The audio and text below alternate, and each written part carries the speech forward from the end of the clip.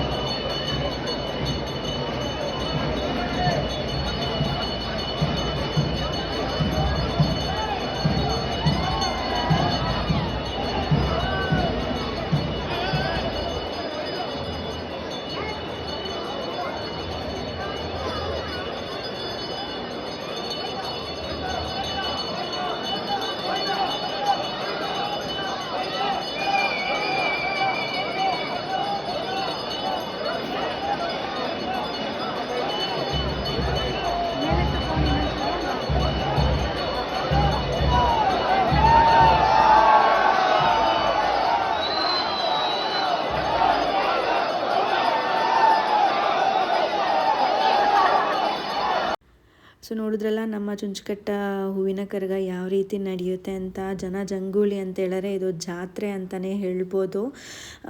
So ಹೂವಿನ ಕರಗದ ಜೊತೆಗೆ ಪಲ್ಲಕ್ಕಿಗಳು ಕೂಡ ಸಹ ಇರುತ್ತೆ. ಸುತ್ತಮುತ್ತ ಏನು ದೇವಸ್ಥಾನಗಳಿರುತ್ತೆ ಅಲ್ಲಿನ ಉತ್ಸವ ಮೂರ್ತಿಗಳನ್ನ ಪಲ್ಲಕ್ಕಿನಲ್ಲಿ ಮೆರವಣಿಗೆ ಮಾಡ್ತಾರೆ. ಅದು ಮಿಡ್ನೈಟಲ್ಲಿ ಸ್ಟಾರ್ಟ್ ಆಗುತ್ತೆ, ಅಂದರೆ 14ನೇ ತಾರೀಕು ಸ್ಟಾರ್ಟ್ ಆಗುತ್ತೆ.